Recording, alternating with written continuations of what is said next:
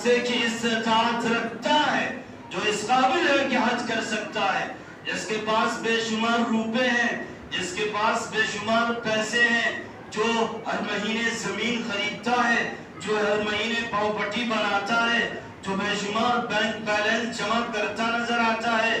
اگر یقیناً اسے اللہ سے محبت ہوگی اور خانہ کعبہ سے محبت ہوگی اور اللہ کے گھر کے دیدار کا اشتیاق ہوگا، تو پھر زمین کوئی معنی نہیں ہوگی، پراپرٹی بنانا کوئی معنی نہیں ہوگا، بینک بیلنس جمع کرنا کوئی معنی نہیں ہوگا۔ اس کے لیے پھر معنی یہی ہوگا کہ سب سے پہلے اللہ کے گھر کی زیارت کی جائے، اللہ کے گھر کا طواف کیا جائے، اللہ کے گھر کا دیدار کیا جائے۔ اس لیے ضرورت اس بات کی ہے کہ ہمارا یہ معاشرہ جو ہے اور ہمارا یہ جو معاشرہ ہے، یہ جو سوسائٹی ہے، اس سوسائٹی میں نظر دوڑائیں، ایسے اشخاص ہیں، ایسے افراد ہیں جو حج کے قابل ہو چکے ہیں، جو حج کے لائق ہو چکے ہیں، جن کے پاس بے شمار دولت ہے، بے شمار پیسے ہیں، جو رچ مین کہلاتے ہیں، جو منی لینڈر کہلاتے ہیں، جو مالدار حضرات کہلاتے ہیں، جو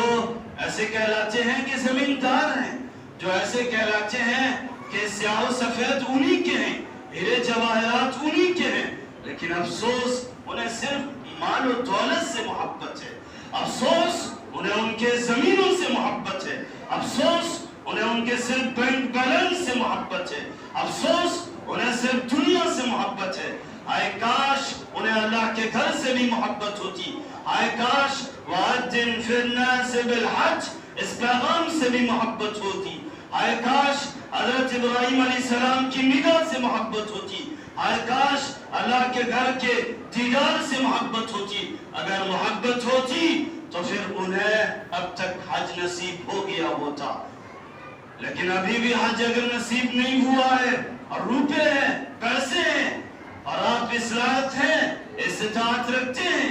قابلیت رکھتے ہیں، تو پھر ضرورت اس بات کی ہے کہ نیت کریں، نیت کو خالص کریں، اور نیت زمینوں پہ نہیں،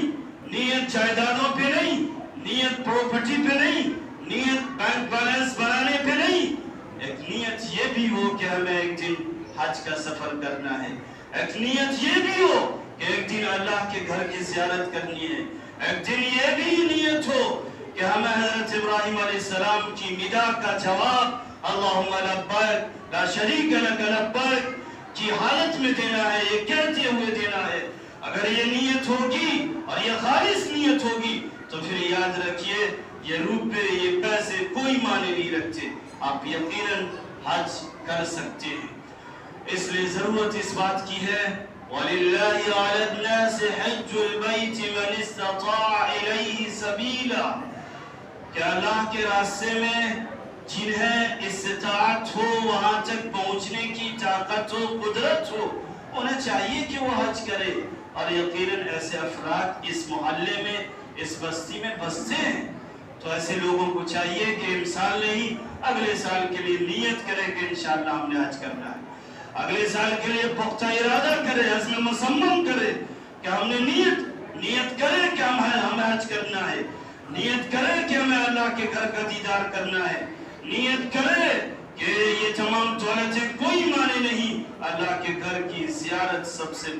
بڑی چیز ہے۔ یہ نیت آپ کریں تو یقیناً اللہ سبیل پیدا کرے گا، اللہ راستہ پیدا کرے گا، اور اگر آپ کے پاس روپے پیسے نہیں ہیں تو اللہ آپ کو اس لائق بنا دے گا، اور یقیناً اگر کوئی یہ سوچتا ہو، کوئی یہ سمجھتا ہو کہ میرے پاس ابھی بے شمار دولت ہے، بے شمار بینک بیلنس ہے، بے شمار زمین و جائیداد ہیں، اگر ہم ان پیسوں کو حج کے راستے میں یا حج کے اخراجات پہ یا حج کے سفر میں خرچ کر دیں گے تو پھر ہم کنگال ہو جائیں گے، پھر ہم سڑک پہ آ جائیں گے، پھر ہم فٹ پاتھ پہ آ جائیں گے، پھر ہم کہیں کے نہیں آئیں گے، تو پھر یہ غلط فہمی ہے، یہ بھول ہے۔ اس لیے کہ قرآنی آیت کہتی ہے لِيَشْهَدُوا مَنَافِعَ لَهُمْ، اسی آیت سے متصل وَأَذِّن فِي النَّاسِ بِالْحَجِّ، اسی آیت سے متصل وہ آیت ہے جو بتاتی ہے لِيَشْهَدُوا مَنَافِعَ لَهُمْ، جو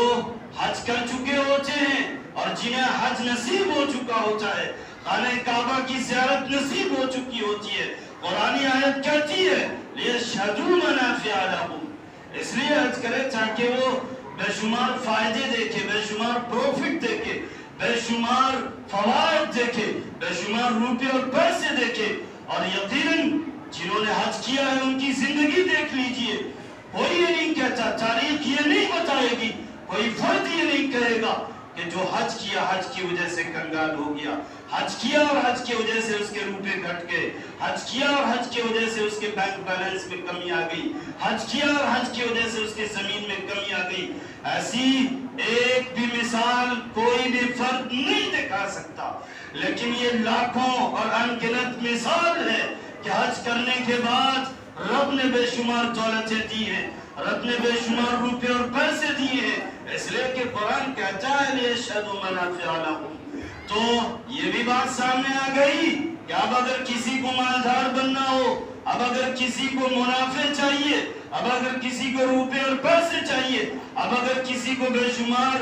प्रॉफिट चाहिए, तो लियशहदू मनाफ़िअ लहुम पे अमल करे, यकीनन वो बेशुमार फायदे देखेगा। और ये अपनी बात नहीं है, कुरान की बात कह रहा हूँ। कुरान बिल्कुल सच्चा है, कुरान चढ़ते सूरज की तरह सच्चा है।